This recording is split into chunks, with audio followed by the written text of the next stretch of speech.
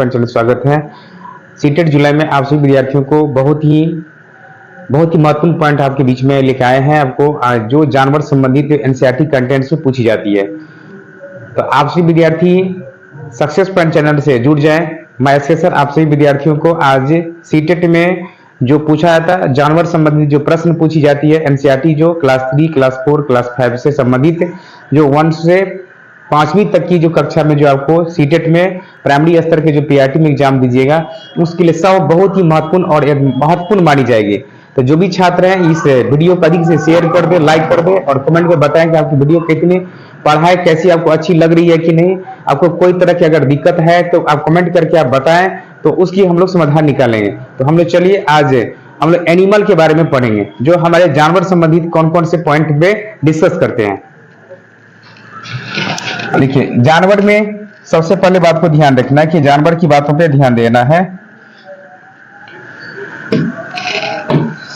देखिए, जानवरों की खाल पर डिजाइन होते हैं उनके बालों के कारण होता है। अगर पूछा जाए जानवरों के शरीर पे जो है बाल जो होते हैं उनका डिजाइन के कारण उनके शरीर पे बालों के कारण होता है। देखिए, जानवर जो होते हैं उनके जो डिजाइन शरीर के डिजाइन कई आकृति के डिजाइन होते हैं, यानी जो भी जानवर होते हैं जैसे गाय का ले लीजिए, बहुत सारे जैसे गाय का है, बहुत सारे गाय का रंग जो होते हैं किसी के उजला होते हैं, किसी में काला होते हैं, किसी में रंग जो है लाल टाइप का रहता है। वो सभी बालों के कारण ही उसकी डिजाइन में परिवर्तन आती है।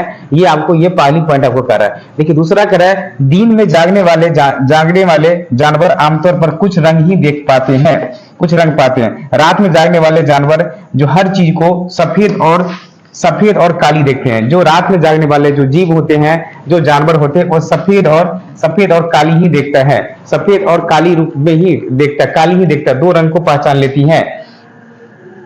अब देखिए यहाँ पे है अगली पॉइंट है आपके बीच में है, बहुत सारे चीज को ध्यान रखना है। बहुत से जानवर किसी खास मौसम में लंबी गहरी नींद में चले जाते हैं, जैसे छिपकली जो होता है और 6 माह तक किसी गहरी यानी वो ठंडी समय में आपको दिखाई नहीं देता है, और ठंडी समय में दिखाई नहीं देता है, ठंडी समय में वो दिखाई नहीं देता है और 6 महीना तक वो विलुप्त हो जाती है।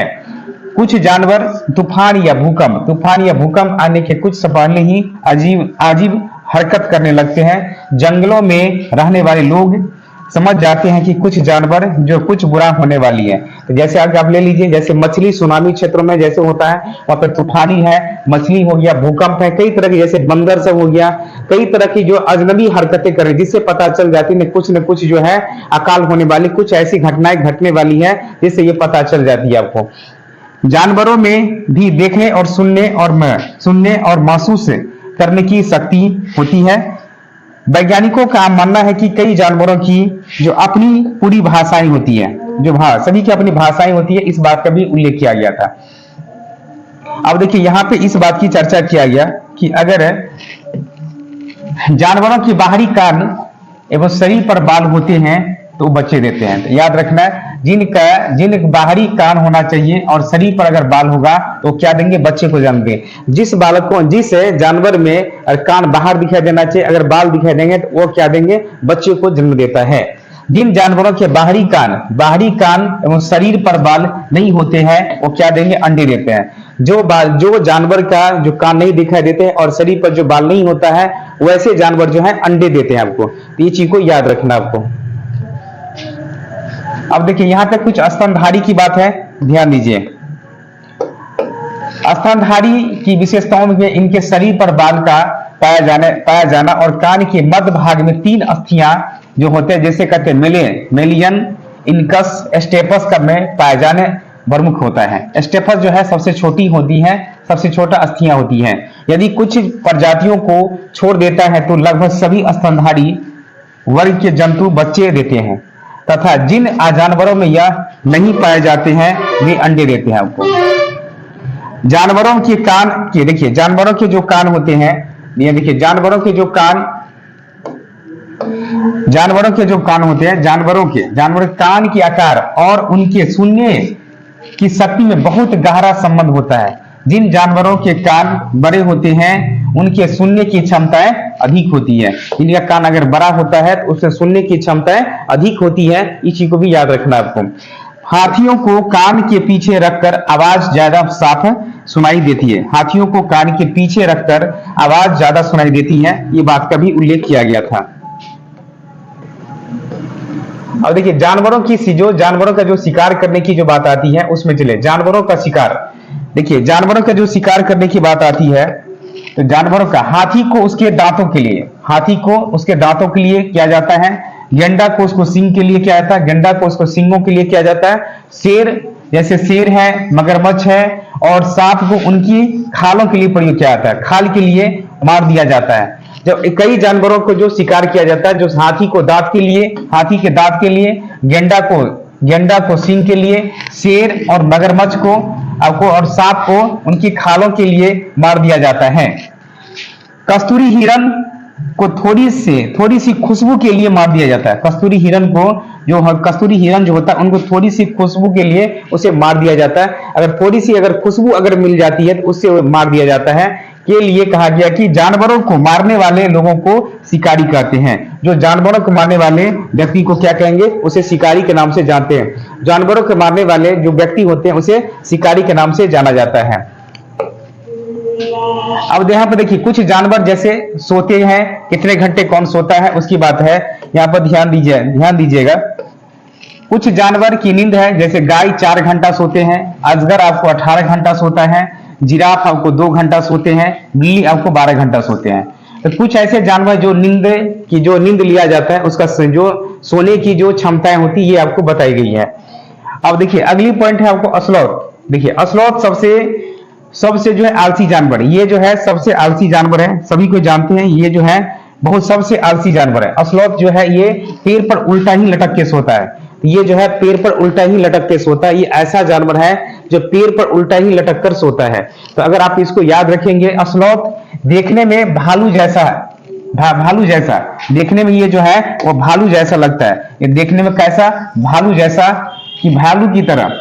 अस्लोथ देखने में भालू की तरह होते हैं पर ये भालू से अलग होता है। ये देखने में अगर कहा जाए तो ये भालू जैसे, लेकिन ऐसा कुछ इनसे अलग होती है, ये बात की दिखाया गया है। अपने जीवन में देखिए, अपने जीवन में 8 पेड़ों को वह जीवन में बदल देता है, 8 पेड़ों को। और जिस पेड़ पर उसी पेड़ की यह पत्तियां भी खाती है, और जिस पेड़ पर रहेंगे उसी पेड़ की पत्तियां भी वो खाती है। और ये दिन में करीब 17 घंटे पेड़ों से उल्टे लटक कर अपनी आराम करते यानी सोते हैं, और 17 घंटे पेड़ों से उल्टा लटक करके सोते हैं आपको। और कहते हैं यह 40 वर्ष की उम्र में, 40 वर्ष की अवस्था में और सिर्फ 8 पेड़ों को अब जो है 8 पेड़ जो है बदलते हैं। एक पेड़ पे कम से कम वो 5 वर्ष रहते हैं। एक पेड़ पे कम से कम है वो 5 वर्ष अपना जीवन काल बिता लेते हैं। और इस सप्ताह में शौच के लिए आपको 1 बार उतरता है, यानी सप्ताह में अगर पूछा जाए तो सप्ताह में शौच के लिए सप्ताह में आपको 1 बार मात्र उतरता है, 1 बार, सप्ताह में 1 बार। इतना आलसी जानवर होता है। अब देखिए पर ये घूमते हैं, ये सप्ताह में 1 बार ही शौच के लिए पेड़ से नीचे उतरता है। जिस पेड़ पर आता है उसी पेड़ की पत्ते भी खाकर वो नीचे उतरता है, यानी पेट भर के भोजन ये करता है आपको। तो सबसे आलसी जानवर आपको कौन था, अस्लोथ। अब चलिए देखिए बाघ। अब देखिए बाघ की कहानी को बात देखें। बाघ जो होती है, बाघ अंधेरे में हमसे कितना गुना, 6 गुना। देखिए बाघ देखा जाए ये जो है मनुष्य जो अंधेरे में कितना गुना देख लेता है, ये 6 गुना आपको देख लेता है। ये अंधेरे में आपको 6 गुना देख लेते हैं। आपको अंधेरे में ऐसा आपको 6 गुना देख लेंगे, ये 6 गुना आपको देख लेता है। बाघ की मोच हवा में कंपन और भाप के द्वारा यह, जिससे उसके शिकार को और पता चलता है कि उसके मोच के जो कंपन होता है उनसे पता चलता है कि शिकार का पता चल जाती है। यह बात को भी ध्यान रखना, उसे मोच के कंपन से भी पता चल जाती है।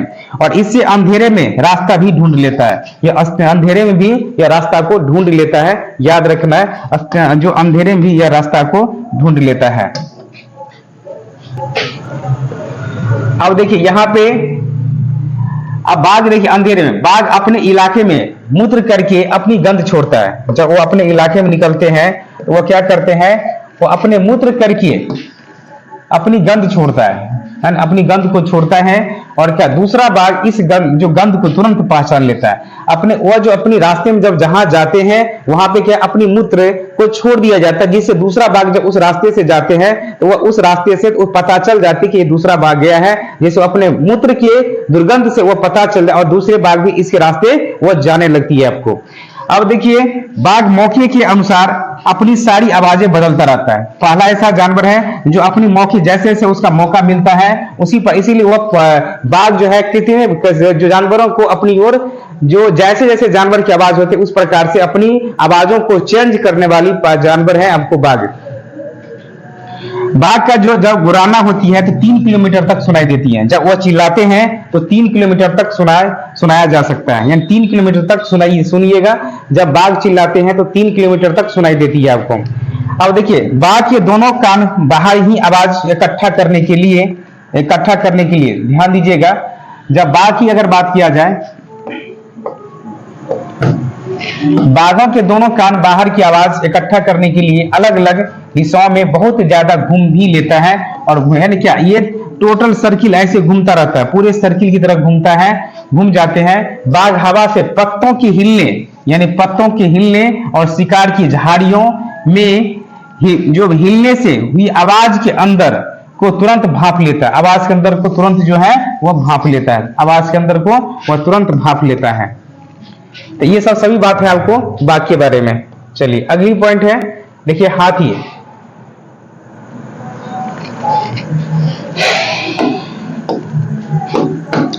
देखिए हाथी जो होती है ये अपने झुंडों में रहना चाहती है। हाथी जो है उनके साथ में कई सारा बच्चे रहते हैं और झुंड में कम से कम जो है 10 से 12 जो है वहां पे हाथी उनके बच्चों रहते हैं। और कम से कम वह 14 से 15 वर्ष के बाद जो हाथियों के झुंड से निकल जाती है। हाथी के जो सबसे बुजुर्ग होता है वह हथनिया होता है, सबसे बड़ा नेता। जो हाथी के बच्चे का नाम रहता है नंदू, बच्चे के नाम रहते हैं नंदू, बच्चे का नाम आपको नंदू रहता है, याद रखना, उस बच्चे का नाम नंदू रहता है। हाथी को पानी और कीचड़ खेलना बहुत ही पसंद है, इससे उसके शरीर को ठंड मिलता है। देखिए जैसे कीचड़ हो गया, शरीर में ठंड जो है, उनके कान जो होता है उनको जो है उससे भी आपको ठंड मिलती है। जितना उसका चले पानी और कीचड़ में ज्यादा इसको ठंड मिलती है। हाथी के कान पंखे जैसा होता है उसका, देखिए हाथी के जो कान होते हैं वो पंखे जैसे ऐसे ऐसे आपको हिलता रहता है आपको। अब देखिए गर्मी लगने पर हाथी अपने कान हिलाकर हवा लेते रहते हैं, हवा करता रहता है। जितना देखिए जैसे उसके शरीर में अगर गर्मी लगता रहता है तो वो अपने कानों को ऐसे ऐसे हिलाते रहते हैं जिससे उसे शरीर में ठंड पहुंचे, इसकी भी काम करती है। अब देखिए अगली पॉइंट है, अब कहता है 3 महीने का हाथी, जो 3 महीने के जो हाथी है उसके वजन कितना। देखिए 3 महीने के हाथी का वजन जो है वो 200 किलोग्राम होता है, यानी 200 केजी होता है, वो 200 केजी होता है। और इसका वजन होता है, एक बड़ा हाथी दिन में 100 केजी पत्ते खाते हैं, 100 केजी पत्ता खाता है, जिसको झाड़ियां खा जाते हैं। जो 100 केजी पत्ते आपको खा जाते हैं, एक दिन में 100 केजी झाड़ियां या पत्ते खा जाती हैं। हाथी बहुत कम आराम करते हैं, यानी एक दिन में कम से कम आपको 2 से 4 घंटा ही सोता है, 2 से 4 घंटा ही। हाथी एक दिन में 2 से 4 घंटा ही आपको सोता है। हाथी जो परेशानी आने पर एक दूसरे की मदद भी करता है। जब कोई परेशानी में अगर है तो हाथी आपको एक दूसरे मदद भी करेंगे। उसके झुंड में 10 से 12 हथनियां और बाकी बच्चे भी उसके साथ में होते हैं। झुंड की सबसे बुजुर्ग हथनियां होती है, नेता। झुंड की सबसे बड़ी नेता भी माना जाता है, यह झुंड का सबसे बड़ा नेता भी कहा जाता है इसे। अब देखिए इसी में बात कहा गया कि अगर जो चर्चा की बात बना जाए तो झुंड में जब 10 से 12 हथनियां और बाकी बच्चे होते हैं, झुंड की सबसे बुजुर्ग हथनियां ही पूरे झुंड की नेता होती हैं। 14 से 15 साल तक की हाथी इस झुंड में रहता है, फिर भी वह झुंड से छोड़कर चले जाता है। तो ये था आपको हाथी की कहानी। चलिए अब हम लोग चले अगली पॉइंट। अब देखिए यहाँ पे हम लोग चले लंगूर। देखिए लंगूर का काम क्या होता है, देखिए लंगूर क्या कैसे करता है, उनकी क्या विशेषताएं हैं, उनको बात को ध्यान रखिए। देखिए लंगूर जंगल में ऊंचे पेड़ पर बैठा लंगूर अपने पास आती मुसीबत को देखकर एक खास आवाज निकालकर अपने साथियों को संदेश देता है और उन्हें चौकाना करता है। माने अगर किसी तरह की अगर घटना घटती है तो लंगूर अगर पेड़ में कई तरह को हरकत करने लगता है, जिससे पता चलता है अपने साथियों को और संकेत भी देने लगता है। अगर इस तरह की अगर होने लगे घटनाएं तो उस घटनाओं के बारे में उसे जानकारी और चौकन्ना रहने के लिए कहा भी जाता है। ये काम आपको सबसे ऊंची पेड़ पर रहता है आपको। अब देखिए कुत्ता का देखा जाए, अब देखिए कुत्ता की बात किया जाए,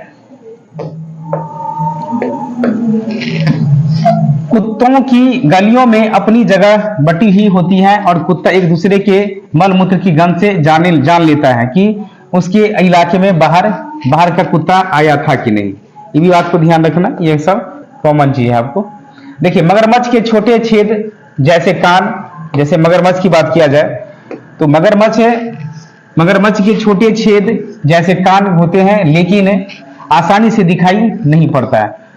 छिपकली के भी छोटे छेद होते हैं जैसे कान होते हैं, छोटा सा छेद होता है लेकिन वो दिखाई नहीं देता आपको। देखिए अगली पॉइंट है, उसको ध्यान दीजिएगा। मछली खतरों की चेतावनी एक दूसरे को बिजली तरंगों से देती है। देखिए मछली जो होती है खतरों की चेतावनी एक दूसरे को बिजली तरंगों से दी जाती है। जैसे बिजली की जैसी तरंग होती है इस प्रकार से वो चेतावनी देने लगती है कि अगर मछली भी कई तरह का हरकत करने लगते हैं पानी में, जिससे चेतावनी दी कि किसी तरह के तूफान या किसी तरह की घटनाएं घट सकती है। अनजोक में ये बात की भी चर्चा किया गया। देखिए डॉल्फिन भी अलग अलग तरह की आवाजें निकालती हैं और एक दूसरे से बात भी करती हैं। अब देखिए गिलहरी के दांत हमेशा बढ़ते रहते हैं, दांतों से काटने और कुतरने के कारण इनके दांत घिस जाते हैं। जब ये वो आगे पीछे जब दांत होते रहते हैं गिलहरी का, तो उसे दांत जो जितना काटता है उसे वो घिसकते रहते हैं आपको। अब देखिए बिल्ली जो है, बिल्ली के दांत नुकीले होते हैं, बिल्ली के दांत नुकीले होते हैं जो मांस को फाड़ने और काटने के काम में आते हैं। गाय के आगे के दांत पत्तों को काटने के लिए होता है और पीछे के दांत चपटे और बड़े होते हैं जो घास चबाने के लिए भी होता है, जो घास को चबाने के लिए भी काम किया जाता है। अब देखिए अगली पॉइंट है, ध्यान दीजिए। अब देखिए यहाँ पे जो सर्प है देखेंगे, हमारे भारत में 4 जो जहरीले सांप पाई जाती है, 4 जहरीले सांप पाई जाती हैं। अब देखिए ये हमारे भारत में जो 4 प्रकार के जहरीले सांप पाई जाती है उनको भी ध्यान रखना है। 4 प्रकार के जहरीले सांप पाई जाती है। हमारे देश में केवल 4 तरह की ही जहरीले सांप पाई जाती है, जिनका नाम नाग, करेत, दुबैया तथा अफाई। देखिए अगर जाएंगे कालबेलिया एक जाति का नाम है, कालबेलिया, कालबेलिया, कालबेलिया सपेरों की जाति है, सपेरों की जाति है, सपेरों की जाति है। कालबेलिया जो है सपेरों की जाति है, कालबेलिया सपेरों की जाति है। अब देखिए यहाँ पे जब सांप किसी को काटता है, देखिए जब सांप किसी को काटता है तो उसके 2 खोखले जहर वाले दांत से उस व्यक्ति के शरीर में जहर चला जाता है। तो देखिए जब वो 2 खोखले दांतों से जब काटते हैं तो उनके शरीर में जो है वह जहर चले जाते हैं, जिस वजह से इस जहर से बचने के लिए उस व्यक्ति को सीरम नामक की दवाई की दी जाती है, जो सांप के जहर से ही बनाई जाती है। सीरम जो दवा बनाई जाती है तो सांप के जहर से ही तैयार करके बनाई जाती है, जो उसके उपचार में यह काम किया जाता है। देखिए सांप के दांत नुकीले होते हैं लेकिन वह अपने शिकार को चबाकर नहीं खाता बल्कि पूरा निगल जाता है। पूरे क्या करेंगे और निगल जाता है आपको। अब देखिए ध्यान दीजिएगा, सांप के बाहरी कान नहीं होते हैं, सांप के बाहरी कान नहीं होते हैं। देखिए सांप के बाहरी कान नहीं होते, वह जमीन पर हुए कंपन को ही सुन पाता है। जमीन पर कंपन जो होता है उससे, यानी धरती पर जो कंपन होगा उसी से वो पहचान लेते हैं, धरती पर जो कंपन होगा उसी से वो पहचान लेते हैं आपको। सपेरों को कालबेलिया भी कहते हैं, सपेरा का एक जाति का नाम है कालबेलिया, कालबेलिया भी कहते हैं। कालबेलिया नाच में सांपों जैसी मुद्राएं होती है, सांपों जैसे वो मुद्राएं करने लगती है। सांप खेतों में फसलों को चूहों से बचाने में मदद भी करता है, जो चूहों को वह मारकर खा भी जाते हैं। सांप सुन नहीं सकते हैं पाते, केवल बीन के हिलने से उसके अनुसार अपना सिर हिलाते हैं, जिसे लोग नाचना कहते हैं। तो ये बात कहा जाए कि जैसे वह शरीर जो उसकी जो धरती जैसी कंपन होता है, उसी प्रकार से उसके महसूस होने से वह नाचना भी प्रारंभ कर देते हैं। कालबेलिया जाति के जो रोशननाथ जी अपनी जाति में बहुत महसूद थे। वे बहुत आसानी से खतरनाक और जहरीले सांपों को पकड़ लेते थे। उस व्यक्ति का नाम क्या था, थोड़ी सी समझ जाए। कालबेलिया जाति के जो रोशननाथ जी अपनी जाति में बहुत ही मशहूर व्यक्ति था। जो कालबेलिया जाति के लोग होते उसमें सबसे मशहूर व्यक्ति थे रोशननाथ जी थे। और इसने कहा बहुत आसानी से खतरनाक और जहरीली सांपों को पकड़ लेते थे। ये काम आपको होता था इसका। अब देखिए, अब चलेंगे केचुआ। केचुआ की कहानी क्या है समझ जाइए। अब देखिए, केचुआ जमीन में छेद बनाकर मिट्टी को मुलायम कर देते हैं। जमीन को इन छेदों से हवा और पानी मिल जाता है। अगर देखिए, जैसे ही मिट्टी को मुलायम करने का मतलब है कि मिट्टी को पूरा भुरभुरी बना देते हैं, यानी उसे पूरे आसान बना देते, जिससे उसे हवा और नमी अच्छी तरह से हो सके, जिससे हम उस चीजों को अपनी अच्छे तरीका से वहां पे फसल को जो उपजाऊ बना सकते हैं आपको। अब देखिए, यहां कहा गया कि केचुआ मृत पत्तियों और पौधे को खाते हैं। मृत माने कि मिट्टी और पत्ती और पौधे को भी खाते हैं। इनके मल से जमीन उपजाऊ बनाती है। केचुआ को किसानों का मित्र भी कहा जाता है। वर्मी कंपोस्ट को वर्मी कल्चर या केचुआ पालन भी कहा जाता है। उसे वर्मी कंपोस्ट को वर्मी कल्चर या केचुआ पालन भी कहा जाता है। एकदम इसी को याद रखना है। अब देखिए, चींटियां क्या होती है, चलिए ध्यान दीजिएगा। चींटी बहुत ही प्रसिद्ध है। चींटी अपने झुंड में रहना चाहती है। कभी भी पूछे तो चींटी कहां रहना चाहती है, झुंड में। चींटियां मिलजुल कर रहती हैं। चींटियों की काम अलग अलग बांटा है। रानी चींटी अंडा देती है। अंडा देती है। सिपाही चींटी का काम क्या है, तो सिपाही चींटी आपको बिल पर ध्यान रखती है। और कहा जाए भोजन का काम कौन करेंगे, तो याद रखना यहाँ पे भोजन ढूंढकर बिल तक पहुंचाती है। ये आपको चिट्टियों का मतलब। चिट्टी 3 प्रकार की होती है। एक मजदूर चिट्टी होती है, एक सिपाही चिट्टी होती है और एक रानी चिट्टी होती है। तो आपको याद रखना, जो सिपाही चिट्टी का काम है चिट्टी को बिल पर ध्यान रखना। मजदूर चिट्टी का है भोजन ढूंढकर, यानी उसे भोजन को ढूंढकर लाना। यह है मजदूर चिट्टी का काम है। ये मजदूर चिट्टी का काम है भोजन को। चिट्टी में अगर पूछा जाए तो फॉर्मिक अम्ल पाया जाता है। याद रखना है, फॉर्मिक अम्ल पाया जाता है। चिट्टी जो है अपने कॉलोनी यानी अपने झुंड में रहना चाहता है। चिट्टी कभी भी अपने समूह में रहना चाहता है, समूह या ग्रुप में रहना चाहता है, यानी कॉलोनी में। इस चीज को ध्यान रखना है। ये एक चीज को आपको ध्यान रखना है आपको। अब देखिएगा, चिट्टी चलते समय जमीन पर कुछ गंध छोड़ती है, जिसे सूंघकर पीछे आने वाली चिट्टी को रास्ता मिल जाती है। जैसे सिंह माने क्या, वो एसिड छोड़ती है, जिस एसिड का नाम है फॉर्मिक अम्ल है, वो एसिड को छोड़ देते हैं। चिट्टियां चलते समय जमीन पर कुछ गंध छोड़ती है, जिससे सूंघकर पीछे आने वाले चिट्टियों को रास्ता भी मिल जाता है। जब वह कई तरह के जैसे फॉर्मिक, जो चिट्टी में खास करके फॉर्मिक अम्ल पाई जाती है, जब ये अम्ल पाई जाती है तो उसके साथ में जब वहां से निकलती है तो कुछ ना कुछ गंध छोड़ दे, उसके पीछे पीछे जो भी चिट्टियां रहती उसके साथ में भी वह आना शुरू हो जाती है आपको।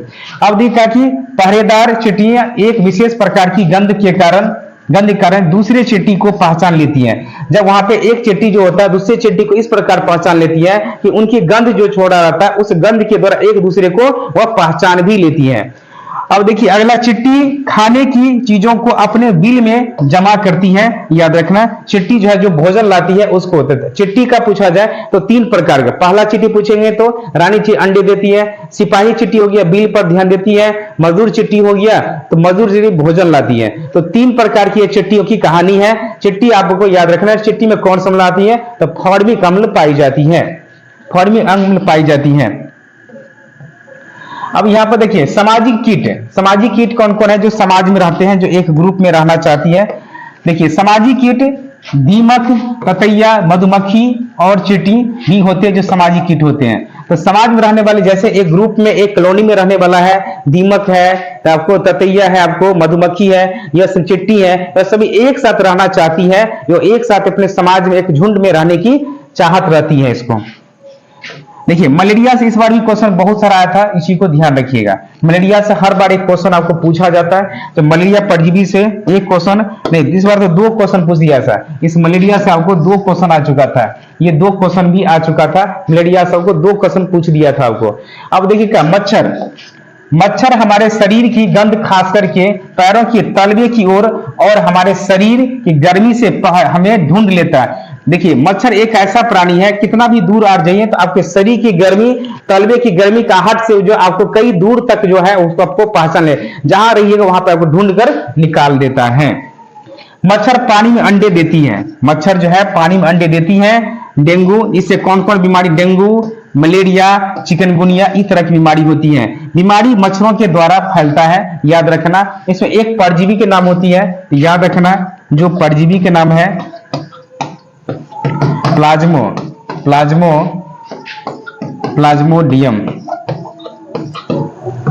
उस परजीवी का क्या नाम है? प्लाज्मोडियम।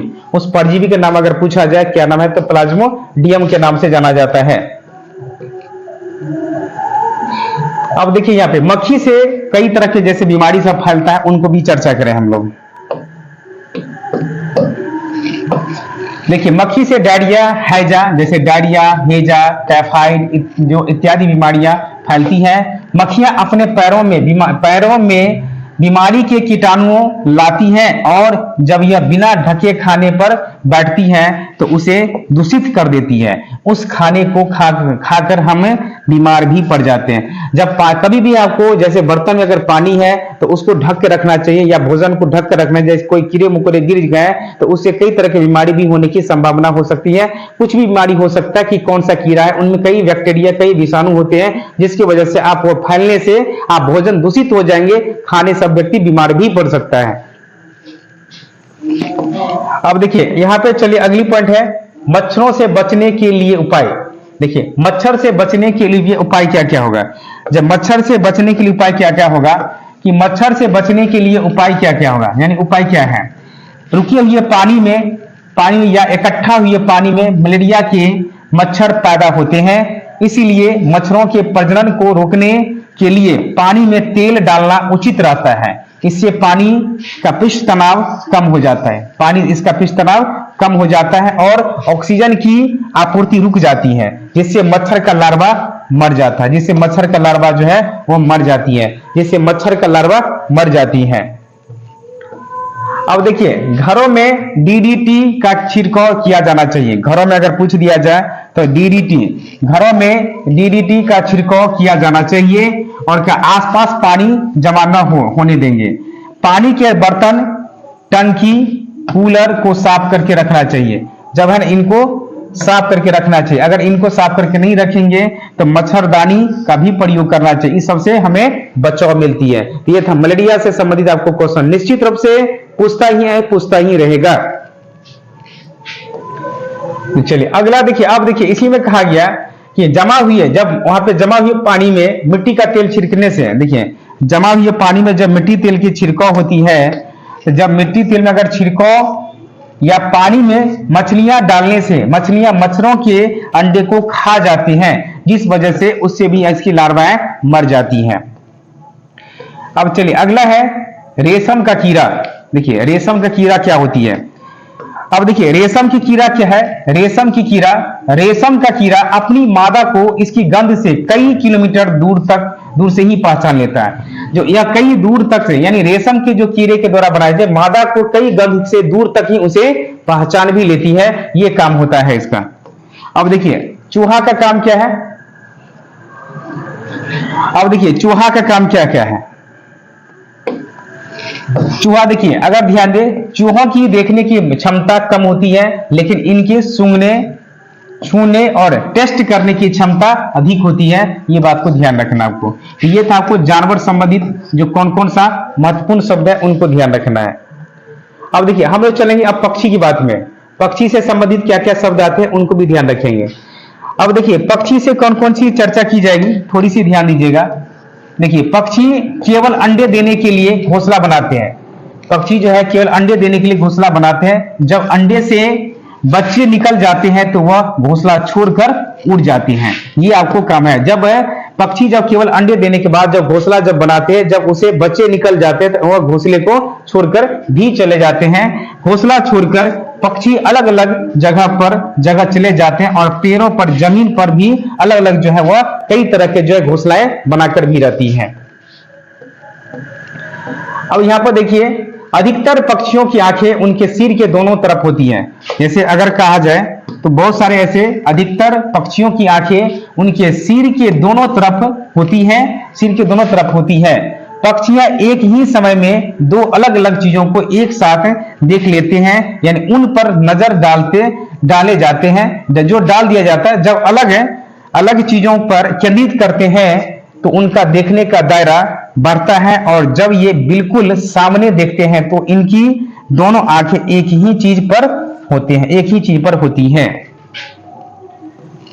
अब देखिए यहां पे है, ज्यादातर पक्षियों की आंखें, ज्यादातर पक्षियों की आंखें की पुतलियां घूम नहीं सकती, वह अपनी गर्दन घुमाकर ही आपस में देखते हैं। पक्षियों के पंख उन्हें उड़ने में मदद करते हैं और उन्हें गर्माहट भी देते हैं। उनके नए पंख आते रहते हैं और पुराने झड़ते रहते हैं। आपको कुछ पक्षी अलग अलग खतरों के लिए अलग अलग आवाजें निकालते हैं, इससे उड़कर आने वाले दुश्मनों को ये बात की पता चल जाती है। आपको जैसे उड़कर आने वाले दुश्मन के लिए एक तरह की आवाज और जमीन पर चलकर आने वाले के लिए दूसरी तरफ की आवाजें निकलती रहती है, उन सभी मुद्दों की चर्चा करती है वाले दूसरी तरफ की आवाज निकलती है। पक्षियों के कान देखते नहीं हैं, लेकिन इनके सिर के दोनों तरफ आपको देखते हैं। अब चलिए देखिए, तरफ छोटे छोटे छेद होते हैं जो पंखों से ढके रहते हैं। पक्षी इन्हीं की मदद से सुनता भी रहता है। चलिए पहला है आपको, देखिए बसंत गोड़ी। देखिए ध्यान दीजिएगा, बसंत गोड़ी क्या कहता है। बसंत गोड़ी यह गर्मियों में टुक टुक करके आती रहती है और पेड़ के तने में गहरा छेद बनाकर उसमें अंडे रखती है। पेड़ के तने में जो गहरा घोंसला बनाती है, कौन सा, तो बसंत गोड़ी। आपको देखिए कठफोरवा जो है ना, इसे बसंत गोड़ी की तरह ही पेड़ के तने में ये भी घोंसला बनाती है। आपको देखिए अगला है, देखिए जिसको हम कहते हैं शकरखोरा या सूर्य पक्षी। इसे सूर्य पक्षी के नाम से भी जानते हैं। अब देखिए यहाँ पे इसे जो है हम लोग सूर्य पक्षी के नाम से भी जानते हैं। ये है ना, इसे सूर्य पक्षी के नाम से भी हम लोग जानते हैं, जो इसे सूर्य पक्षी के नाम से भी जाना जाता है। सूर्य पक्षी या शकरखोरा किसी छोटे पेड़ या झाड़ी की डाली पर अपना लटकता हुआ घोंसला बनाती है। ये लटकता हुआ घोंसला बनाती है, कौन सा, तो सूर्य पक्षी। जैसे इंडिया सूर्य पक्षी, याद रखना। इसका घोंसला बाल मकड़ी के जाल में, पतली टहनियां, बारीकी घास, सूखे पत्ते, रुई, पेड़ की छाल के टुकड़े और कपड़ों के चिथड़े से बना लेते हैं। जब इन सभी से बनाकर कौन बनाते हैं, तो यह सूर्य पक्षी बनाते हैं। देखिए अगला है दर्जन चिड़िया। दो पत्तों को सीकर आपस में क्या करता है, अपना घोंसला बनाता है। देखिए दर्जन चिड़िया की याद रखिएगा। देखिए दर्जन चिड़िया ये जो है दो पत्तों को सीकर आपस में क्या करते हैं, एक घोंसला बनाती है। दो पत्तों को सी करके आपस में जो घोंसला बनाती है उसे कहते हैं हम लोग दर्जन चिड़िया के नाम से जानते हैं। यहाँ पर देखिए लिखा हुआ है, दर्जन चिड़िया अपनी नुकीली चोंच से पत्तों को सी लेती हैं और उनसे एक थैली सी बना लेती हैं और उसमें अंडा देती है। दो पत्तों को आपस में सी देते हैं और उनसे जो है अपना एक घोंसला बना लेता है, उसे कहते हैं हम लोग दर्जन चिड़िया के नाम से जानते हैं। देखिए चील, बाज और गिद्ध, जो देखिए ये जो होता है, ये मनुष्य 4 गुना आपको अधिक दूर तक देख लेता है। मनुष्य ये 4 गुना पहले आपको देख लेता है। देखिए चील, बाज और गिद्ध, ये जो है चील, बाज और गिद्ध, चील, बाज और गिद्ध, ये मनुष्य जो है 4 गुना अधिक देख लेता है। चील की पूंछ खांचे वाली होती है। चील की पूंछ जो है वो खांचे वाली होती है। अब यहां पे देखिए, अब देखिए यह गिद्ध मरे हुए जानवरों को खाकर जगह साफ कर देता है। आकाश में ऊंचाई पर उड़ते हैं। जमीन पर पड़ी हुई कोई चीज, किसी चील को 1 से 2 किलोमीटर दूर दिखाई दिया जाता है। जब चील, ये क्वेश्चन में बार-बार पूछता है, ये अगर चील, बाज मनुष्य कितना गुना दिखाई देती है, तो 4 गुना आपको दिखाई देती है। एकदम सटीक पॉइंट है, ये सब चीज को आपको याद रखना आपको। अब देखिए यहां पर लिखा हुआ कौवे गिलहरी। देखिए कौवे गिलहरी, जैसे यहां पर देखिए लिख दिया है कि कौवे, गिलहरी, बिल्ली और चूहे मौके देखते ही अंडे चुरा लेते हैं। कई बार घोंसला को भी तोड़ देता है। ये बात को ध्यान है, कई बार वो जो है घोंसले को तोड़ भी देते हैं। और चलिए नर बीवर, ध्यान दीजिएगा, नर बीवर। देखिए नर बीवर की काम क्या है, थोड़ी सी ध्यान दीजिए। देखिए नर बीवर पक्षी या नर बीवर पक्षी अपने घोंसलों बनाते हैं, लेकिन मादा बीवर उन सभी घोंसलों को देखती है जो फिर उनमें से जो घोंसला सबसे ज्यादा पसंद आता है उसी घोंसला में वो अंडा देती है।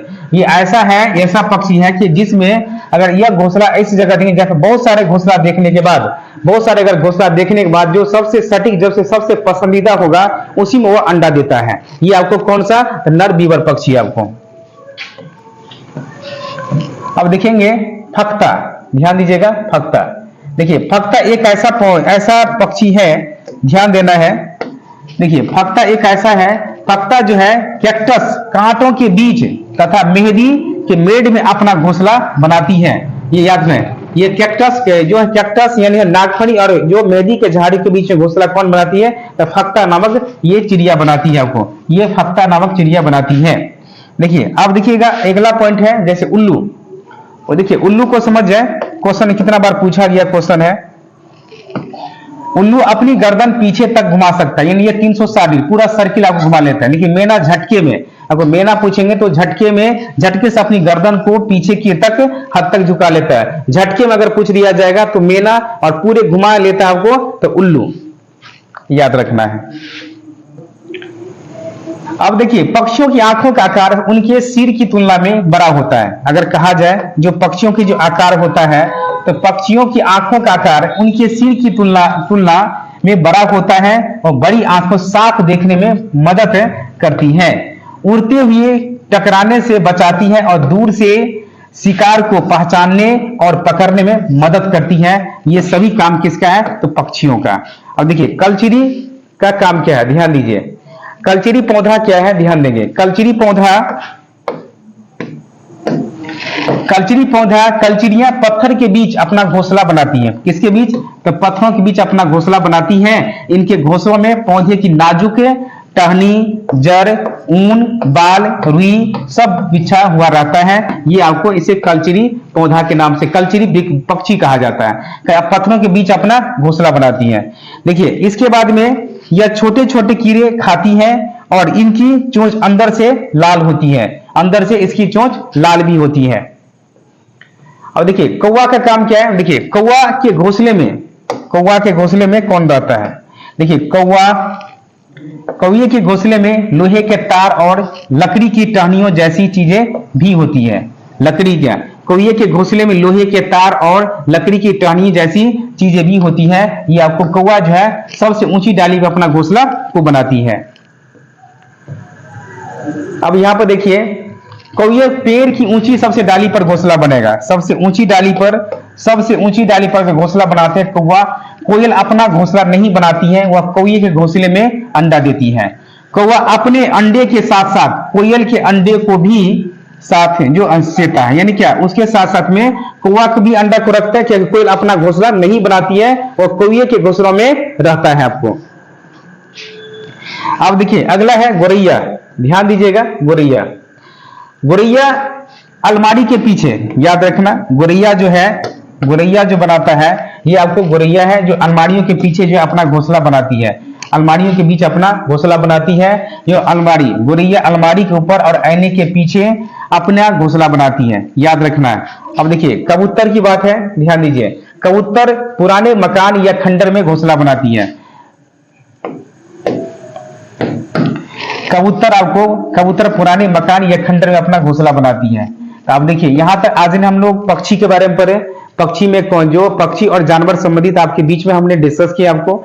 तो आप सभी विद्यार्थियों को कैसी लगी वीडियो, इसको कमेंट करके बताएं कि आपको सक्सेस पॉइंट चैनल में आपको ये सीटेट की तैयारी अभी चल रही है। सीटेट जुलाई जो 7 जुलाई की एग्जाम होने जा रही है। तो जो भी छात्र अभी तक नहीं जुड़े हैं वह महत्वपूर्ण है कि निश्चित रूप से जुड़िए। कल हमारी मैराथन क्लास आपको शुरू होने जा रही है सुबह 8 से लेकर के और 3 बजे तक। तो जो भी छात्र देखना ना भूले और निश्चित रूप से क्लास भी आएंगे और ऑनलाइन ऑफलाइन दोनों क्लास चलेगी और निश्चित रूप से आपको महा मैराथन क्लास कल होने जा रही है। तो आपको एक है जो नोटिस है आपको बता रहे हैं, जो देखिए जो नोटिस है उस चीज को ध्यान रखिएगा। जो अभी बीपीएससी का भी जलवा चल रहा है, अभी देखिए 3.0 का एग्जाम जो है वो 12 जून से है ना, 12 जून से है।